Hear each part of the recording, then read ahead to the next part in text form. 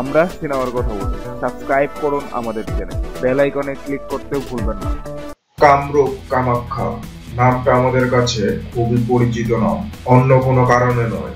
এই জনপদ নিয়ে বিবিধ কল্পকাহিনী রয়েছে। কথিত আছে কামাখ্যা মন্দিরে ডাকিনী যোগিনী থাকে, যারা জাদুবিদ্যায় পারদর্শী।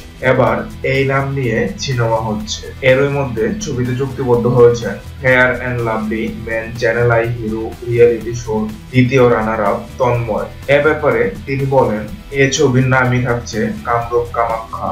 আমি ছবিতে এর মধ্যে চুক্তিবদ্ধ হয়েছি। দেব দেবতার গল্প থাকবে সিনেমার কাহিনীতে। এই ছবিতে আরো অভিনয় করবেন সিয়াম আহমেদ ও ভারতের রিয়া সেন। বাংলাদেশের শুটিং সামনে শুরু হবে। এই ছবির গল্প ব্যতিক্রম। হাসান ইমাম ছবিটি পরিচালনা করবেন। আমি ছবিটি নিয়ে আশাবাদী।